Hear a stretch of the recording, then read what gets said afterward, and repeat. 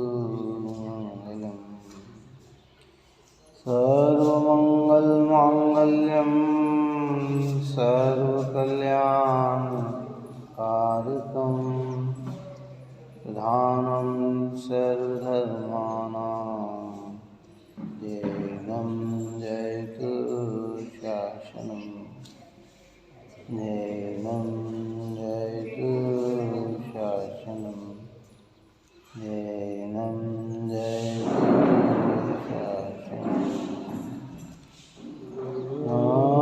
समय साराय स्वानुभूतिया तथास्ते चित्तवाय वाय सर्वमान्तरचिते सर्वमान्तरचिते सर्वमान्तरचिते।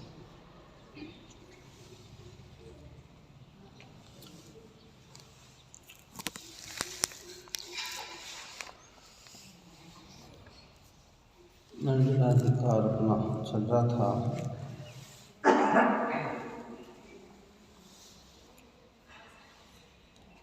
सम्यक दृष्टि धर्मात्मा की महिमार्थ गाथाएं की चर्चा अपनी चल रही थी।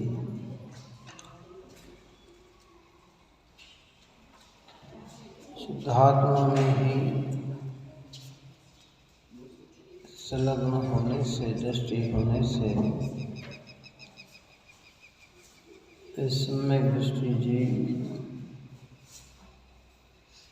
निर्भय होते हैं, भय रहित होते हैं।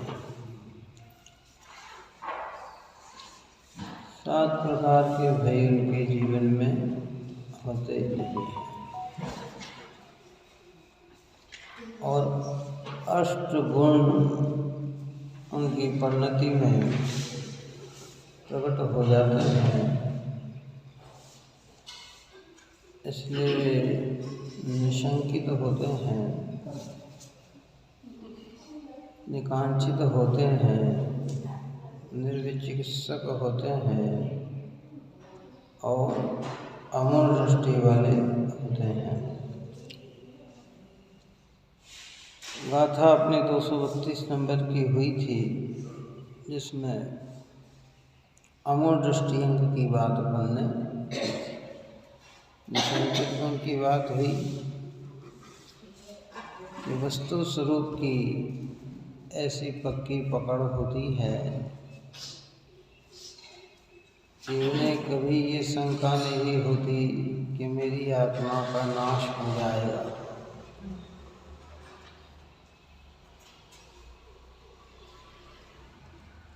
उन्हें सर्वज्ञ भगवान बाहर में तो सर्वज्ञ की भगवंतों की वाणी में संशय नहीं होता, शंका नहीं होती और भीतर में स्वरूप की आराधना से, सत अनुभव में आने से मुझे कोई सत्ता विहीन कर देगा, ऐसी कभी भी संशयता नहीं होती। और स्वरूप की आराधना करने से एक स्वरूप के अलावा और कोई उन्हें दूसरी प्राप्ति की इच्छा नहीं होती, कांक्षा नहीं होती। बाहर में अगर कदाचित कांक्षा होगी तो जिससे धर्म मार्ग बढ़े वह इच्छा होती है। भगवंत निर्बंध सद जिनवाणी सदा मिलती रहे, ऐसी भावना होती है। इंद्रिय विषय के भोग की भावना या धर्म करके वो चाहना, ऐसा भाव कभी भी समदृष्टि के हृदय में होता नहीं है। और वस्तु स्वरूप के जानकार होने से ग्लानि भाव का अभाव होता है। किसी भी पदार्थ में वे अंतरस्थ ग्लानि करते नहीं। बाह्य में मलिन वस्तु को देखकर ग्लानि का भाव उनके हृदय में होता नहीं, और भीतर के अंदर अपने चैतन्य स्वभाव के अलावा चैतन्य स्वभाव में ही इतनी रतता प्रीति होती है कि दूसरे की ग्लानि, दूसरे की ओर देखने का भाव उनके अंदर आता है। और चौथा अपना जो मोड़ था उसकी चर्चा अपन ने की थी। ज्ञानियों को होती है अमूढ़ दृष्टि, और हम जैसे ज्ञानी को है मूढ़ दृष्टि। मूढ़ का मतलब मूर्खता या मंदबुद्धि कैसे है। मंदबुद्धि की कैसे? मंद बुद्धि नहीं, मंद बुद्धि होना अलग है। सम्यक दृष्टि के भी ज्ञान का क्षोभम कम हो तो बुद्धि मंद हो सकती है ना। मूढ़ता अर्थात कल्पनाभूत वस्तु का मानना, चाहे जैसा मानना। किसी ने कुछ भी कह दिया और मान लिया, तत्व से विचार नहीं किया, चिंतन नहीं किया, इसका नाम है मूढ़ दृष्टि। अंदर स्वरूप के प्रति मूढ़ नहीं, और बाहर में देव शास्त्र गुरु के प्रति मूढ़ नहीं। हाँ, अंतर में किसके प्रति मूढ़ नहीं? अपने चैतन्य के प्रति मूढ़ नहीं। कोई कितना ही कह दे तो भी मूढ़ता आती नहीं, और देव शास्त्र गुरु का कल्पित स्वरूप कोई कितना भी बता दे तो उनके प्रति उनकी आंतरिक भावना होती है ना। तीन मूर्ता की चर्चा में अपन ने किया था, देव मूर्ता, गुरु मूर्ता और लोक मूर्ता।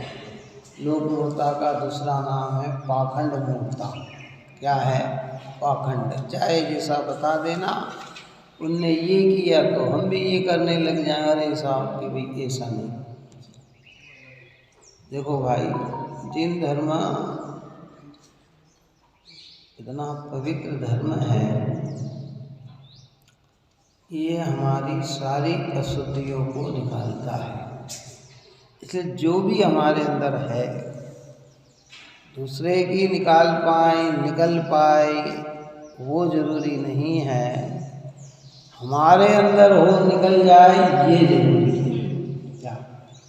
इसलिए व्यवहार में कहते हैं, दूर भगावे बुरी रीतिया, सुखद रीत का करे बुझाए। हे भगवान, जितने भी जो बुरी रीतियाँ धर्म के नाम पर चाहे जैसी रीतियाँ है, कि हम उसे दूर भगाएं और सुखद रीत का प्रचार करें।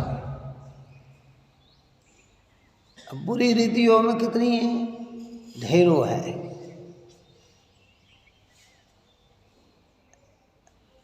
जिसका कोई आधार नहीं, जो कल्पना मात्र है, ऐसी रीतियाँ है। समझो, कल क्या थी? कल क्या थी? छिलसत।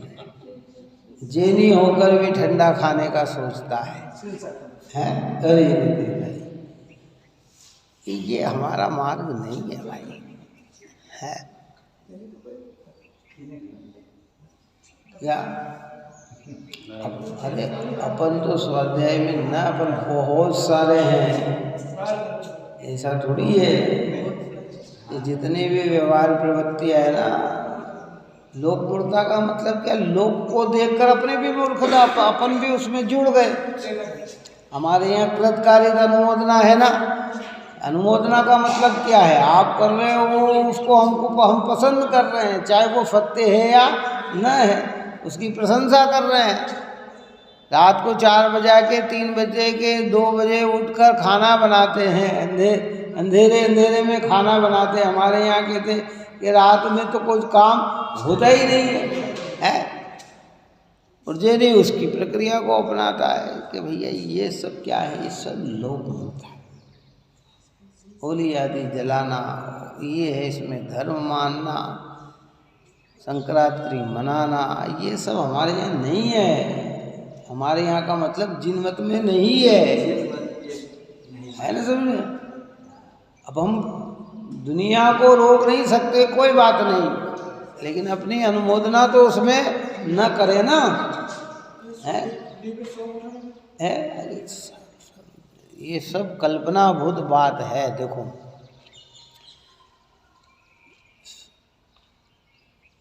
वस्तु व्यवस्था इतनी सुंदर है, तत्व भीतर से समझ में आता है। आपको मालूम अफाता वेदनी बंद का कारण में एक शोक शब्द का प्रयोग किया गया। दुख, ताप, आकंद, परिवेदन, शोक, ये सब काय के बंध के कारण है, असाता वेदनी के बंध। हमारा आर्त ध्यान का भेद है। इष्ट वियोजक नामक आर्त ध्यान से बचने का प्रयत्न करे कि आर्त तो होने का प्रयत्न करे, बताओ है। और भगवान के दर्शन पूजन के लिए किसी की बाट नहीं जोड़ी जाए, तो सहजता से धर्मी जीव के अंदर। हमारे यहाँ तो बताया है कि ऐसे ऐसे दृष्टांत आगम में दिए गए हैं कि भैया धर्म की आराधना आत्म परिणामों की संतुष्टि के लिए की जाती है। जैसे अभी कहा ना, मोबाइल है और आपकी बैटरी 24 घंटे में डिस्चार्ज हो जाती है, और अगर 2-3 दिन 4 दिन अगर आप चार्ज ना करो तो बैटरी चार्जिंग रहेगी कि डिस्चार्जिंग रहेगी है। अब भगवान से हम इतने दूर हो जाएं, हमारी ताकत कितनी, हमारे परिणामों की सामर्थ्यता कितनी है। अगर हम 10-20 दिन 25 दिन महीने 2 महीने अगर इससे दूर हो जाएं तो पूरी डिस्चार्ज ही हो जाएगी है। इसको रोज चार्जिंग करने की ज़रूरत है। काई की चीज़ चार्जिंग करने की ज़रूरत है, रोज चार्जिंग। तो उसमें कि अच्छा बताओ, ये अपना मोबाइल है, ये इसके चार्जर की हमें ध्यान रखना पड़ती है कि सहज ध्यान रहती है। हमें पता है कि अगर ये ख़त्म हो गई तो हम बात नहीं कर पाएंगे, देख नहीं पाएंगे, पूछ नहीं पाएंगे, कोई कुछ नहीं कर पाएंगे है। तो हम समय पे बिल्कुल चार्जिंग करते रहते। कितने का ये टाइम हुआ कि चार्जिंग कर लो, नहीं तो फिर है। तो ये सब चीज़ किसी दूसरे के लिए नहीं, इतनी लगन हमारे भीतर हो कि भैया ये सब चार्जर किसकी है, ये स्वयं की चार्जिंग है, अपने लिए है। कोई कह रहे साहब उनने किया तो हम भी माने, ये किया तो हम भी माने, वो करे तो हम भी करें, ये करे तो करो, ये सब मूर्खता है क्या है। अच्छा, लोग चिंता नहीं करना। देखो पहले अपन ने इस विषय में चर्चा किया कि लोग व्यवहार निंदनीय कार्य कर रहे हैं तो समाज का भय करना, लेकिन अच्छे कार्य कर रहे हैं तो फिर वहाँ समाज का भय नहीं करना। क्या समझे। आज ये अनेक खोटे कर्म हो रहे, वहाँ तो आदमी भयभीत नहीं होता है। वहाँ तो कहता है कि अरे सब चलता है, कौन क्या खिलाने देता है, कोई हमारे फलाना करने देता है, कोई हमें हमारे घर के हम मालिक। और धार्मिक कार्य में वो क्या कहेंगे, ये क्या कहेंगे, ये क्या कहेंगे, ऐसे कह के हम सारी उस कार्य की वो कर देते हैं। तो फिर उसमें क्या दोष कहाँ है। हम समाज के खिलाफ काम कर रहे हैं तो वहाँ निंदनीय है कि नहीं। जो लोक रीति, जिसको टोडरमल साहब ने भी कहा है कि लोग भय रखना, वहाँ जब तू लोग के धर्म के विरुद्ध कार्य करे, रात्रि भोजन कर रहा है तो भयभीत रहना कि लोग क्या कहेंगे। अनीति अन्याय कर रहा है तो भयभीत होना कि लोग क्या कह रहे हैं। लेकिन धार्मिक कार्य में करने में लोग क्या कहेंगे, अगर तू इस प्रकार के वातावरण को बनाएगा तो तू अपने ही धर्म से दूर हो। पाप कार्य में लोग भयभीत रहो। सीता बोली सही ना। हाँ, लोग के चक्कर में मुझे छोड़ा धर्म में। हाँ, वो तो संबोधन दिया। पूछा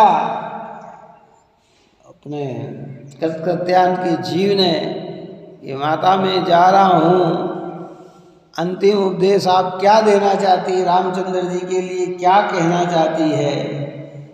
तो कहते बस ज़्यादा नहीं, बस यही कहना।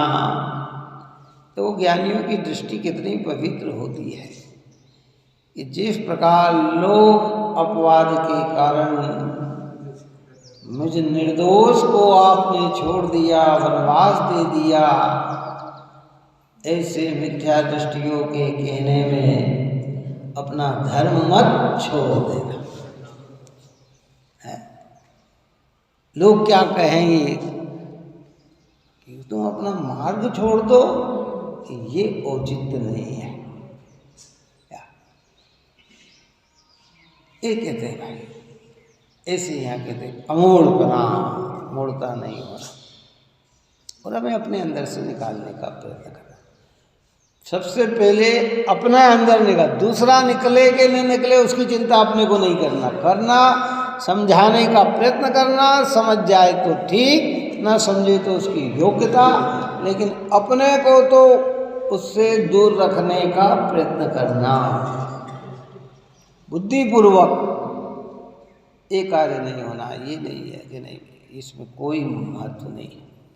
और नहीं तो हम क्या है, अनंत ज्ञानियों के कार्य पे हम पानी फेर देते हैं, है ना।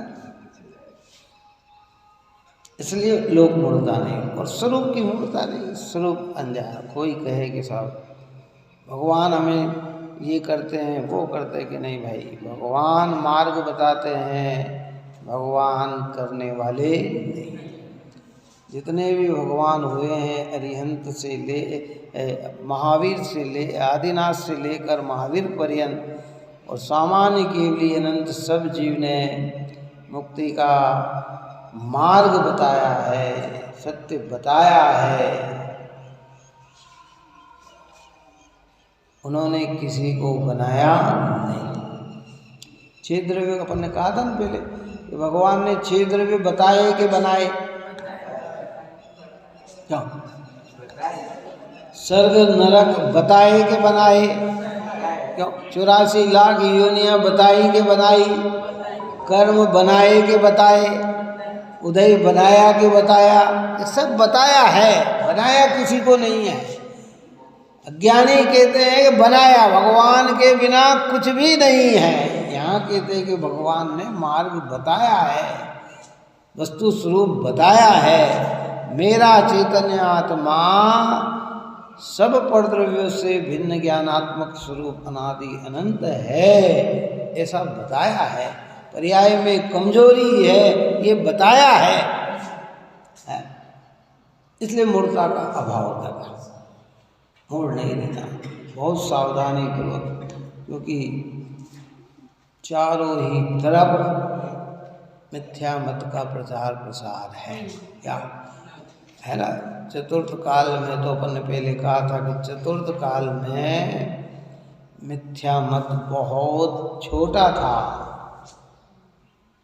इस पंचम काल में सम्यक मार्ग बहुत छोटा है। इसकी आराधना वाले बहुत कम है, जुगनों की भांति हो गया है चारों तरफ। तो इसमें अपने को सुरक्षित रखना।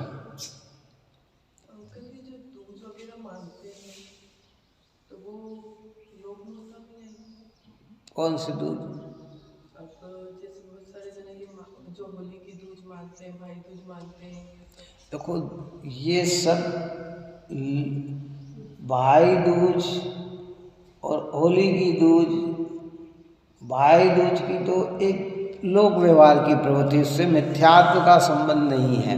वो भाई बहनों का प्रेम है, काय का प्रेम है कि भाई ये इसके रोज। पुराने समय में जो आजकल तो साधन बहुत हो गए, क्या हो गए, आने जाने के, बोलने। पहले तो क्या है कि शादी हो के दूर दराज चले जाते थे ना, या तो राखी पे बुलाते थे, और राखी पे आने पर बहन दूर रहते तो, है ना, और उसके बाद फिर भैया भाई दूज पे चला जाता था। कहाँ चला जाता था? इस कारण वहाँ जाकर मिलना हो जाता था। अब वो प्रसंग भी खत्म हो गए। क्या है कि ये परंतु और इनको धर्म से नहीं जोड़ना, ये है ना। लेकिन ये जो पूजना, जैसे दूज यानी द्वितीया का चंद्रमा भी पूजा जाता है। काहे का? द्वितीया का चंद्रमा कौन पूजते हैं? मोहम्मडी पूजते हैं। दूज का चंद्रमा दिखा कि अरे तो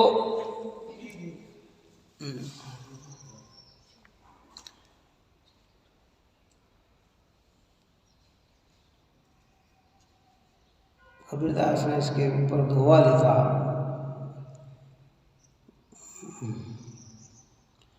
लघुता से प्रभुता मिले, लघुता से सब होए, जैसे द्वितीया चंद्रमा, शीश नमे सब कोई। क्या उसमें तो उन्होंने ये दृष्टांत दे के समझाया कि जगत में जितने भी कार्य होते हैं वो सब लघुता से होते हैं, निरभिमान से होते हैं। जैसे द्वितीया का चंद्रमा छोटा सा है, विकास नहीं है, फिर भी उसको उसकी लघुता के कारण उसे वंदन किया जाता है। वहाँ तो अपने को खाली सिद्धांत लेना है कि ऐसे नम्रता हो किसी के पास तो वो क्या है कि उसे सब मिल जाता है, उस लघुता में सब समा जाता है, उसके अंदर सबकी प्राप्ति हो जाती है। तो और ये इनको पूजना, चंद्रमा को पूजना, इनको पूजना, ये सब मिथ्यात्व है। काय को है? हमारे यहाँ ज्योतिष जाति देवों को पूजा नहीं जाता, सूर्य को पूजा नहीं जाता। सूर्य के अंदर विमान में जो अकृत्रिम चैत्यालय है उन चैत्यालय को पूजा जाता है। नवग्रहों के अंदर जो अकृत्रिम चैत्यालय है उनको पूजा जाता है, ग्रहों को नहीं पूजा जाता। ग्रह के अंदर जो चैत्यालय बने हैं, जो प्रतिमा है, मालूम ये 8,72,97,481 जो अकृत्रिम चैत्यालय, ये तो स्थूल है। बाकी तो हर भवन में चैत्यालय बने हुए अकृत्रिम। क्या समझ में आए ना? तो उन चैत्यालय को जो वंदन किया जाता है उसकी महिमा है। किसकी महिमा है? उनके ग्रह की महिमा नहीं है। जैसे हमने कहा ना कि भाई अभी हम शिखर जी को हम यहाँ अर्घ चढ़ाते हैं ना, शिखर जी, तो शिखर जी की परिधि तो 100-200 किलोमीटर में है। तो शिखर जी को नहीं, शिखर जी में जो चैत्यालय बने हुए हैं, जो मंदिर बने हुए हैं, हम उन्हें नमन करते हैं। वहाँ अगर किसी का मकान है तो क्या मकान को नमन करते हैं? बोलो, किसको नमन करते हैं? हम कहते हैं कोई चंपापुर के अंदर विराजमान वासुपूज्य भगवान, तो चंपापुर तो बहुत बड़ा है ना, पर हम नमन किनको करते? मंदिर। ऐसे वो जो उसका विमान है वो तो बहुत बड़ा है, उसमें जो मंदिर है और मंदिर में जो भगवान विराजमान है तो वो चैत्य और चैत्यालयों को वंदन होता है ना? समझ में आया? विमान को वंदन नहीं होता है, उस देव को वंदन नहीं होता है। अज्ञानी ग्रहों की वंदना में लग गए। आज हमारा ये ग्रह लग गया, आज हमारा वो ग्रह लग गया, आज हमारा ये हो गया। कहते ये क्या हो गया? सोचने की बात है ये। इसलिए नहीं घबराना, नहीं। एक समय की प्रतिकूलता अगर विवेक से तोड़ दी तो अनंत काल की अनुकूलता सामने पड़ी है। इतनी हम घबराते रहते हैं, अरे साहब ने बता दिया आज हमारा ये भारी है, तो आज हमारा ये हल्का है, तो आज हमारे गुरु है, तो आज हमें शनि लग गए। अरे किसके पास टाइम है इतना? है कौन इतने टाइम में लगा पड़ा हुआ है भाई? कोई नहीं लगा पड़ा। और कौन कह रहे चलो सर्वज्ञ देव कह दे कि तुम्हें शनि लग गए तो हम स्वीकार करें? कौन? मूर्खों, अज्ञानियों की बात पे क्या स्वीकार करें, क्या माने? है हाँ, 9 ग्रह में भगवान विराजमान है, इसलिए वो भगवान। अभी कहा ना कि भाई अभी हम बाहर हैं कॉलोनी में विराजमान भगवान को, तो भी कॉलोनी के अंदर कॉलोनी की वंदना थोड़ी है, वंदना तो किसकी है? जिनालय की वंदना है ना। उस रोज कहा था चैत्य और चैत्यालय। चैत्य नाम है प्रतिमा का, चैत्यालय जिसमें प्रतिमा विराजमान है उस मंदिर का नाम। हमारे यहाँ 9 देवता में जिन मंदिर भी पूजनीय है ना, तो क्यों पूजनीय है कि उसमें भगवान विराजमान है, वो वंदनीय है। तो चैत्य चैत्यालय हमारे यहाँ पूजनीय है। अब हम उनको ही मुख्य कर दें और उसमें भी किसी विशेषता को मुनि सुव्रतनाथ भगवान को मुख्य कर दें, है?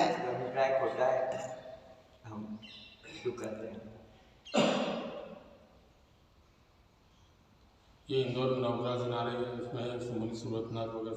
हाँ, 24 तीर्थंकर की प्रतिमा है। मंदिर बनाना भी बुरा नहीं, 9 ग्रह का मंदिर बनाना भी बुरा नहीं है 9 ग्रह, लेकिन ग्रहों को नहीं पूजे, ग्रह के अंदर मतलब उसकी प्रतिमा।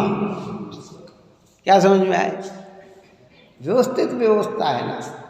पुराने समय के अंदर आपको पता हो, पहले बहुत सारे, क्योंकि इतनी सुविधा नहीं होने के कारण मकान अगर किसी ने बड़ा बनाया तो एक घर में एक चैत्यालय भी बनाते थे। क्या बनाते? छोटा ही, है ना, है हो जाता था, है ना चैत्यालय। आज भी कहीं बहुत सारी जगह मिल जाएंगे पुराने चैत्यालय जो बने हुए हैं, तो चैत्यालय है। तो वो मकान पूजनीय है कि चैत्यालय पूजनीय है? अब कोई उस मकान को ही पूजनीय मान ले तो फिर क्या होगा कि वहाँ तो पाप के कार्य हो रहे हैं, वहाँ तो आरंभ सारंभ हो रहे हैं, वहाँ तो भोग प्रभोग हो रहे हैं। और इतनी जानकारी पहले देते थे कि जहाँ चैत्यालय बनाया गया उसकी परिधि में कोई भी भोग के कार्य न हो, भोग के कार्य न हो, नहीं, उसकी पवित्रता बिल्कुल बनाए रखी जाए, है, उसके ऊपर कुछ न हो। ये सब इन चीज़ों का सब ख्याल रखा जाता था। अब कोई के साथ इतना बड़ा तो मंदिर मकान पूज्य के नहीं होता, ऐसे कोई ग्रह पूज्य नहीं, ग्रह में विराजमान। अब इतनी सरल बात भी क्या कहते, पंथ व्यामोह से लोगों को समझ में नहीं आती। जिसको है अरे ये तो सब कहते हैं, जिनको लगते हैं उन्हें पता है कि किनको लगते हैं भैया। जो देव शास्त्र गुरु की यथेष्ट श्रद्धा करने वाला होता है ना, उनको तो ये दूर ही ले जाते हैं। हाथ जोड़ते हुए उनके सामने आते हैं, झुकते हैं, और कदाचित किसी के पूर्व में बंधा हुआ तीव्र पाप कर्म का उदय हो और विपरीतता आ जाए और वो डिगे नहीं, तो दूसरे साधन में उनकी रक्षार्थ के चले आ जाते हैं। जैसे देश भूषण कुलभूषण मुनिराज पे व्यंतर कृत उपसर्ग हुआ तो रामचंद्र जी और लक्ष्मण जी पहुंच गए, हैं? उन्हीं का प्रभाव होता है।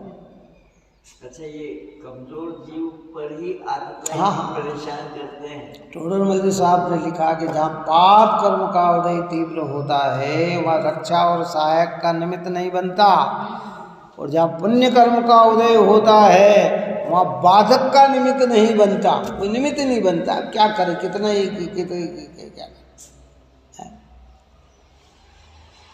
इसलिए पूछना नहीं भाई।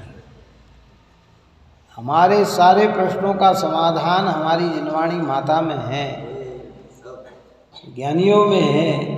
अब हम जगह जगह से पूछते रहते तो वो तो कहता तो ऐसा हो गया भैया, यहाँ ये ऐसा कर दो, यहाँ ये कर दो, यहाँ ये कर दो, वहाँ वो कर दो, वहाँ वो कर दो, करते रहो। अनंत काल तो बीत गया, समय और बीत रहा है। अच्छा, ये यहाँ आके छूट जाए ना तो चलो और चिंता की बात नहीं। कौन सी? जो पूज लिया और वो कर्म हमारा छूट गया हो ना तो चलो कोई चिंता की बात नहीं, लेकिन वो तो पुनः मिथ्या तो बांधता है ना, फिर वो उसका फल फिर किसको भोगना आगे जाके, तो वो भी तो हमें ही भोगना ना है। अच्छा भैया, समझदार पुरुष यदि कोई सी भी कुरीति जो विश्व में चल रही है, यदि इस सिद्धांत से उसको प्रतिपादित करे तो सब लॉजिक से कल्पना अपने आप भाषित हो जाती है। अपन ने पहले कहा था कि आज भी कितने ही ऐसे देश हैं कि जिनमें ये जो भारत में चल रहे हैं वो प्रक्रिया नहीं चल रही, फिर भी आपसे ज़्यादा उन्नति कर रहे हैं। तो बोलो अब क्या कर रहे हैं? होता है, ये तो सब पुण्य पाप का खेल है। हम सोचते हैं अरे ऐसा होगा, अरे भैया ये सब अपनी अपनी व्यवस्था है। मांसाहार करने वाले निरोग दिख सकते हैं और शाकाहार करने वाले रोगी दिख सकते हैं। अब अपन क्या करें बताओ? क्या भाई यही तो समझे है कि यही तो कर्म की शैली पूर्व में बांध के आया है। पानी छान के पीने वाला बीमार पड़ता है और बाजार के अंदर खाने वाला और चाहे जैसे होटलों का पीने वाला स्वस्थ हो, बीमार नहीं दिखता है। तो क्या करे? यही तो प्रकृति है ना।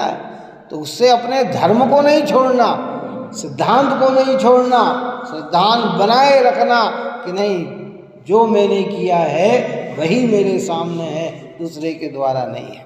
क्या वो आज अच्छा दिख रहा है, उसके परिणाम का फल भविष्य अच्छा नहीं है। हमने भविष्य में बुरा किया था इसलिए आज हमारे सामने अच्छा ही नहीं है। इसका अर्थ ये नहीं कि चाहे जहाँ खाने लग जाए, चाहे जहाँ पीने लग जाए कि रोग आना होगा तो आएगा, कि ये दृष्टांत से सिद्धांत समझाया जाता है। इसलिए मूर्खता परिणामों में हमारे नहीं होना चाहिए, निर्मूल होना चाहिए। क्यों घबराएं हम? और किससे घबराएं हम भाई? और उदय तो बदलता है नहीं।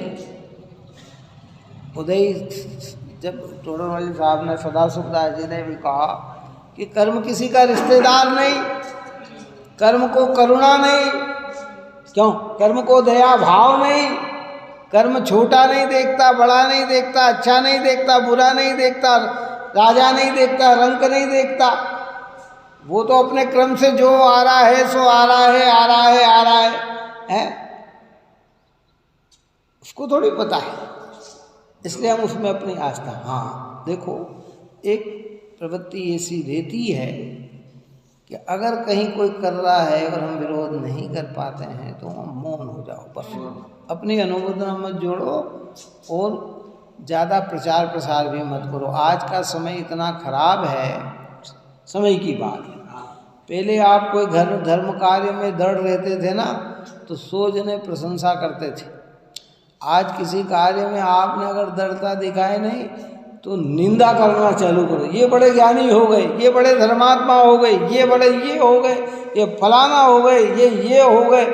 वो उसको उसके धर्म पे दृढ़ करना तो कम और डिगाने का प्रयत्न ज़्यादा करते हैं, काय का प्रयत्न करते हैं। इसलिए ज़्यादा अज्ञानियों के सामने बोलना ही नहीं। जितना अपना चल रहा है चलने दो, आए समझ में आए। अपनी चीज़ पे अपन मजबूत बने रहो, अपनी आराधना करते रहो और अपने मिथ्या भाव को निकालो, और जो निकाल चुके हैं उनकी प्रशंसा करो, उनकी तारीफ करो। धन्य है ये जीव जिनने नर जन्म पाकर सम्यक्त की ओर मुख किया है और वे आराधना में लगे हुए हैं। धन्य है वे जीव। इसलिए मूर्खता का अभाव ज्ञानियों के अंदर स्वभाव से ही हो जाता है। हम बच्चे का जन्म होता है, हम कितनी नज़र लगा रहे। तीर्थंकर का जन्म होता, बोलो किसकी नज़र लगती है? तीर्थंकर को देखने कौन कौन आता है? और कैसा सुंदर शरीर है और कैसी व्यवस्था है उनकी, चलो बताओ है? हाँ तो सब भाते हैं, लेकिन लोगों को वाले सारे कुछ नहीं होता भाई। जो कर्म का बंधा है वही उदय में आता है। लेकिन क्या होता है कि कोई किसी की बात हम कुछ सुन लेते हैं ना तो वो मन में हमें संशीत करती रहती है। अरे नहीं ऐसा हो गया, अरे ये लग गया, ये हो गया, वो हो गया, क्या हो गया है?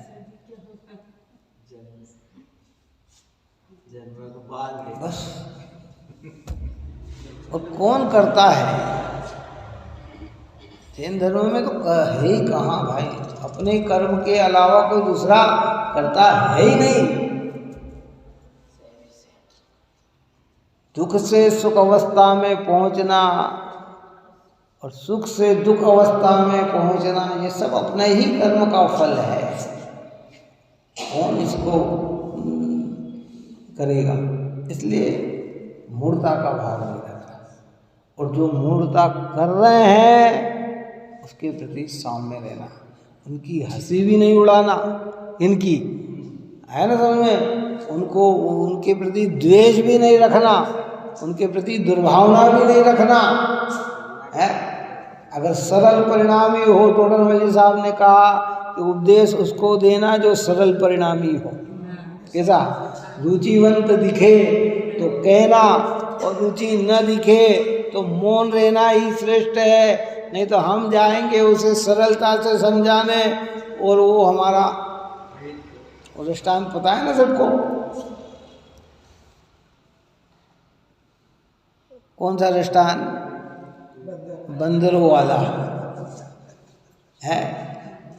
बरसात का दिन था, है, ठंड का दिन था, बरसात के दिन थे, पानी के कारण बंदर थर थर थर थर काँप रहे थे। चिड़ी घोंसला बना के आराम से रह रही थी। कहाँ रह रही थी? जो है वो पेड़ पे आराम से रह रही थी। उस चिड़ी को करुणा आ गई, दया आ गई। क्या उसने कहा, सोचा कि हम पशु हैं, ये मनुष्य जैसा दिखने वाला हम अपना घोंसला बनाकर इस विपदा में भी रह सकते, तो ये तो और भी कुछ कर सकते हैं। तो उसने बंदर को उपदेश दे दिया, क्या कि भाई तुम तो मनुष्य हो, तुम ऐसा हो, तुम तो ये कर सकते हो। नहीं था तो उसको उतना गुस्सा आया, है ना, मूर्खो न उपदेश प्रकोपाय न शांति पै पाए भुजनम केवल विषवर्तकम, कि मूर्खों को उपदेश देने से उनकी मूर्खता का अभाव नहीं होता, और मूर्खता क्या होती है? बढ़ जाती है।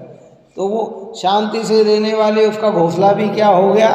टूट गया। हम कह रहे हम ये नहीं करते ना, हम फला, तो ऐसा है तो जाओ तुम्हारी ये चीज़ भी खत्म। स्वाध्याय ऐसा, हम कह रहे हम तो स्वाध्याय करते हैं, फलाना करते हैं, हम तो ये ऐसा, तो वो गुस्से में आदमी स्वाध्याय के ही बंद करा है। यहाँ ये ही नहीं होना, ऐसे कई जगह हो चुका है ना। आज तरस रहे लोग, स्वाध्याय नहीं हो पा रही कई दिनों से, कहाँ पर, नीमच जैसी जगह के अंदर है, बहुत सारे भी ऐसे हैं। क्या करें? ज्ञानियों का ज्ञान इतना विचित्र, इसलिए शांत रस से भोग भोगो भाई। और सत्यता पर ठीक है, मंद का टोडरमल साहब ने लिखा, मोक्ष में औरों को रुचिवंत हो तो उपदेश दे, काय का दे, उसकी रुचि दिखे कि हाँ ये समझने के लिए बैठा है। अब जैसे स्वाध्याय सुनने सहजता से आएगा तो रुचि से आएगा, तो यहाँ उपदेश दिया तो उसका सुधारा होगा। और वही कार्य अगर हम घर पे करें तो नहीं समझ पाएगा। विशुद्धि में देशनालब्धि काम करती है। कहाँ? मंदिर में आने से क्या होता है? विशुद्ध परिणाम। अब यहाँ सुनेगा तो क्या होगा? देशनालब्धि काम करेगी। अब घर में विशुद्ध परिणाम है नहीं और ये देशना दे रहा है, तो वो तो और उल्टा है। और कभी कभी तो इतना गुस्सा बढ़ जाता है कि वो जे शास्त्र गुरु का भी वर्णवाद कर देता है, भगवान का भी वर्णवाद कर देता है। स्वाध्याय करने वाले के अवगुण गिनाना चालू कर देता है। हमारे वो स्वाध्याय करने वाले देखो, वो जसलोक में जाकर सड़के मर गए हैं, वो इस प्रकार की बात भी कर सकते हैं। ज्ञानियों के पास क्या है बेचारों के पास?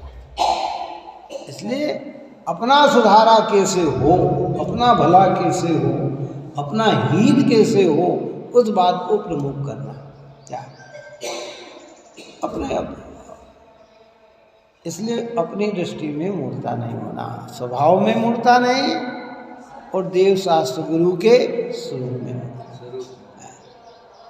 दिगंबर मुद्रा कैसी होती है कि निष्परिग्रही होती है, आरम सारम रहित होती है, ज्ञान ध्यान तप में लीन रहने वाली होती है, विषयों की जहाँ प्रवृत्तियाँ नहीं होती है, जहाँ प्राणी मात्र के प्रति कारुण्य भाव झड़ते हुए नजर आते हैं, है ना।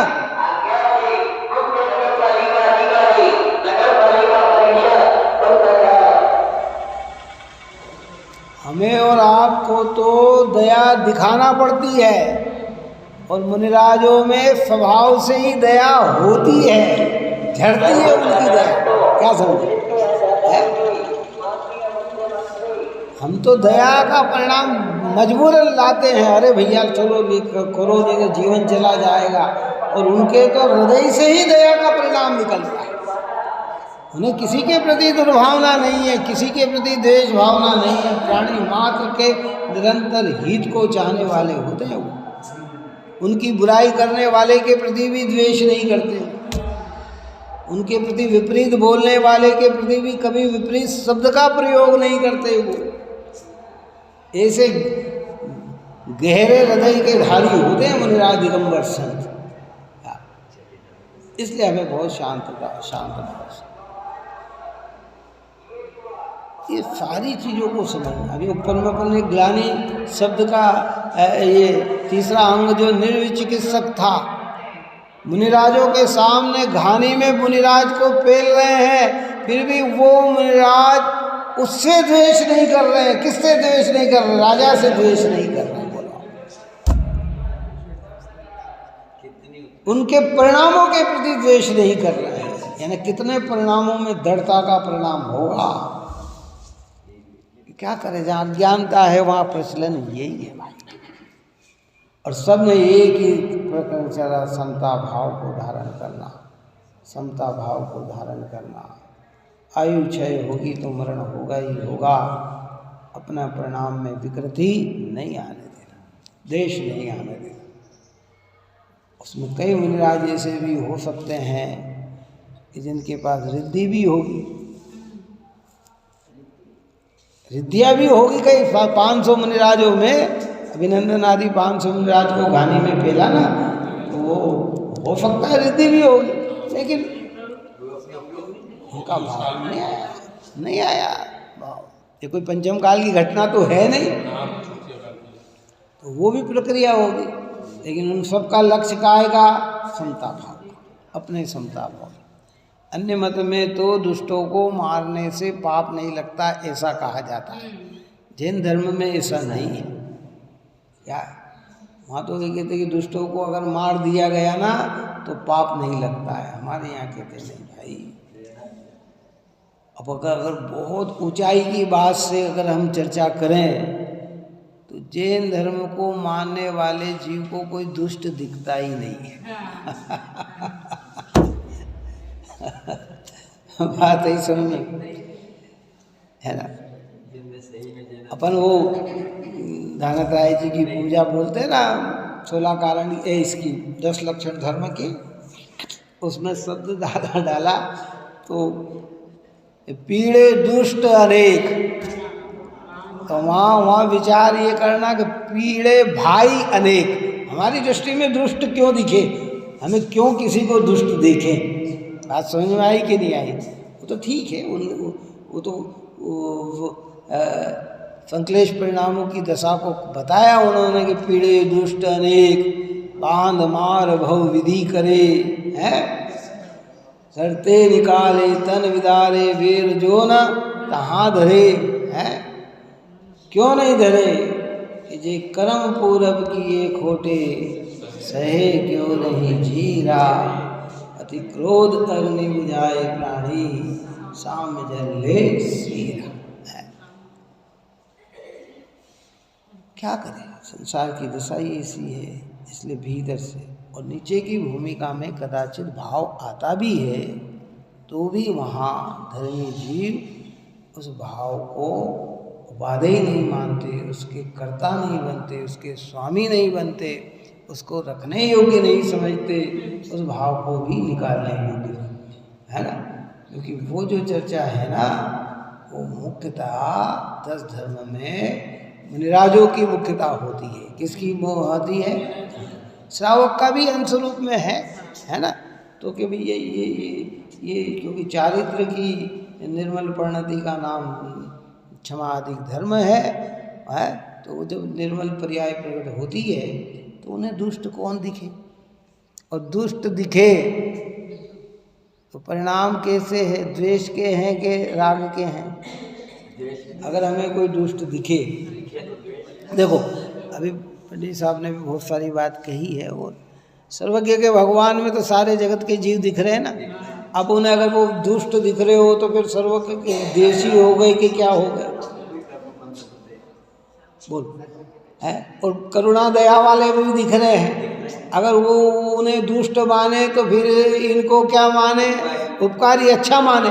तो फिर एक के प्रति राग और एक के प्रति द्वेष, यही तो अनादिकाल से चला आ रहा है? फिर भगवान बन के क्या कर लिया? ये कुछ नहीं किया। हाँ, इसलिए नीचे से जब ऊंचाई की ओर जाता है तो ऊंचाई पे और ज़्यादा अच्छा होता है, फिर ऊंचा चढ़ता है तो और ज़्यादा अच्छा होता है, फिर और ऊपर चढ़ता है तो और ज़्यादा अच्छा होता है, और जब पूर्णता पे पहुंच जाता है तो पूरा ही अच्छा होता है। फिर उसमें है कहाँ? जब चौथे गुण स्थान में इतनी क्षमा का भाव आता है तो पंचम गुण स्थान में कैसा परिणाम? और पंचम गुण स्थान में आता है तो मुनिराज भगवंतों के कैसे परिणाम? और मुनिराज के आते तो श्रेणी चढ़ने वाले के कैसे परिणाम? और श्रेणी चढ़ने वाले पे आते तो पूर्ण भगवान बनने के बाद कैसे परिणाम? चलो बताओ।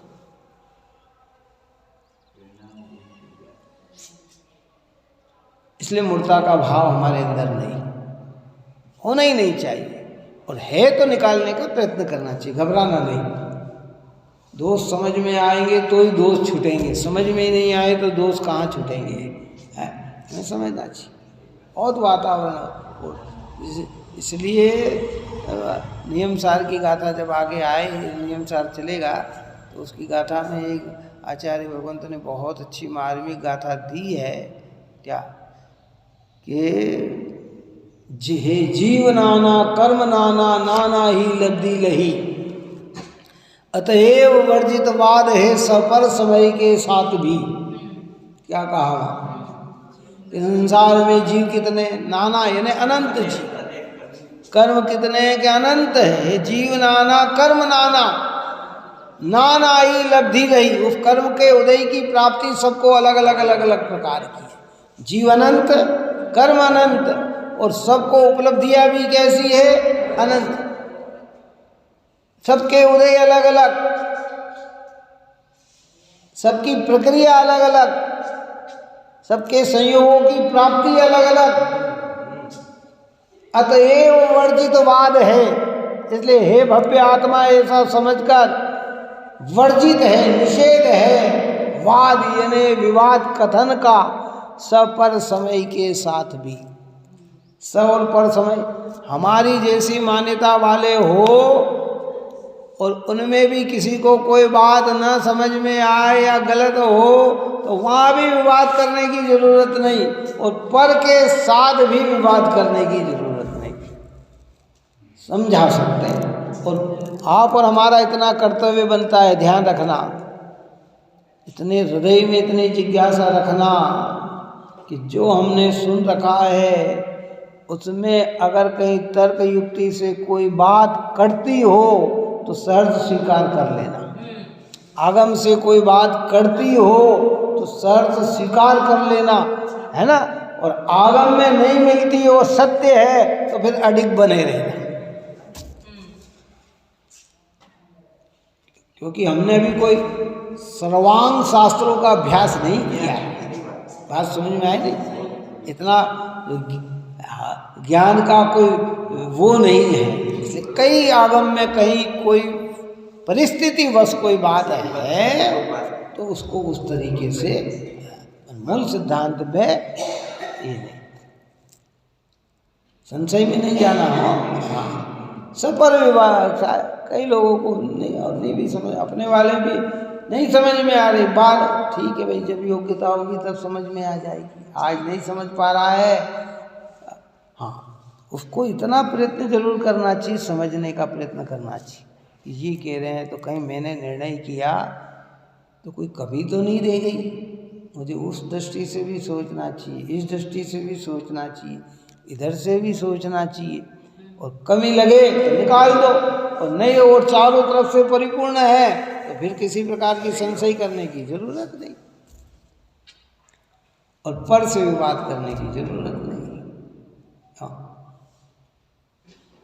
यानी विवादों से बचना चाहते हैं। कई लोग कहते हैं, वो दृष्टांत आपको बता दे के पूर्ण करता हूँ कि हमारे आचार्य अकम्पन आचार्य का जो था, कितने शिष्य, 700 मुनिराज है, सारे अकम्पन आचार्य के आए, वो मंत्री आए और वो मौन थे, तो मंत्रियों ने क्या अनुमान लगाया, ये तो मूर्ख है, निरे मूर्ख है, इनको कुछ भी पता नहीं। और मूर्खता छिपाने का सबसे अच्छा उपाय क्या है कि मौन हो जाओ। मूर्खता छिपाना हो तो मौन हो जाओ। लेकिन वे मौन काय के लिए थे?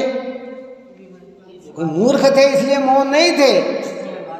700 मुनिराज में एक एक मुनिराज सुर सागर जैसे थे, हैं? उन्हीं कोई ऐसे ही थोड़ी बन जाता। अनेक ग्रंथों का अध्ययन की चिंतन मनन, वस्तु स्वरूप का निर्णय है, लेकिन उन्हें मालूम है कि भाई अकम्पन आचार्य की भी आज्ञा थी कि भाई, क्योंकि निमित्त ज्ञानी थे, आने वाले समय को उन्होंने जान लिया था कि विपरीत आने वाला है, तो अपनी भूमिका में विकल्प था कि भाई कोई किसी से विवाद न करे, चुप रहे, किसी प्रश्न का जवाब न दे, है?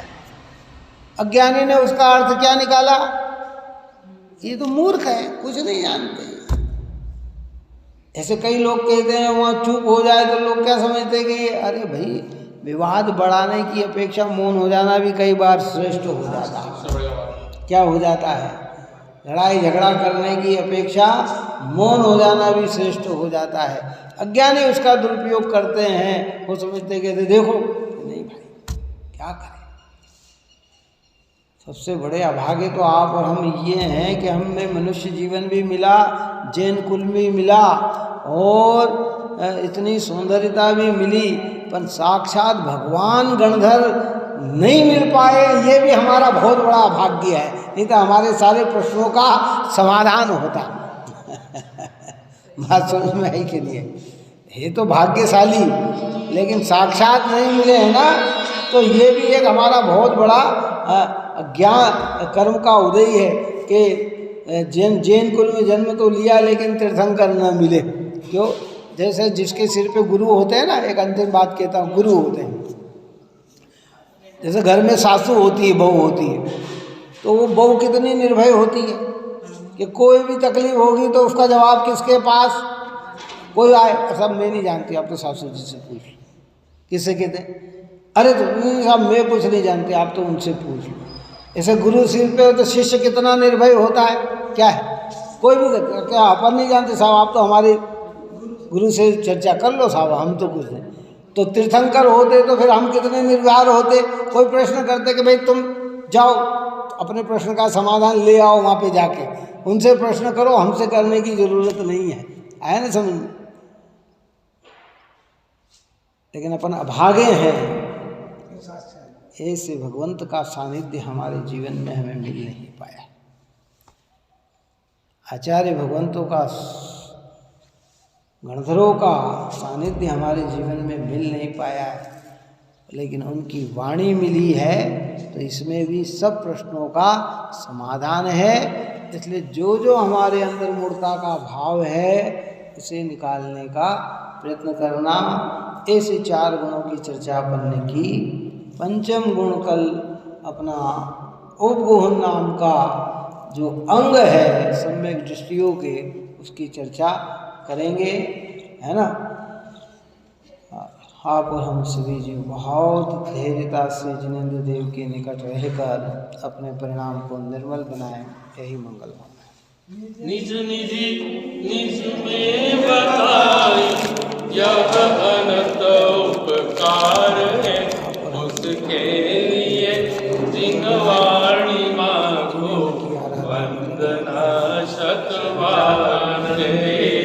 वंदना शतवार अविनाशी हो आत्मस्वरूप सहजानंदे शुद्ध स्वरूपी। अविनाशी हो आत्मस्वरूप सहजानंदे शुद्ध स्वरूपी। अविनाशी हो आत्मस्वरूप निज में बताए यह अनंत उपकार है, उसके लिए जिनवाणी मांगो वंदना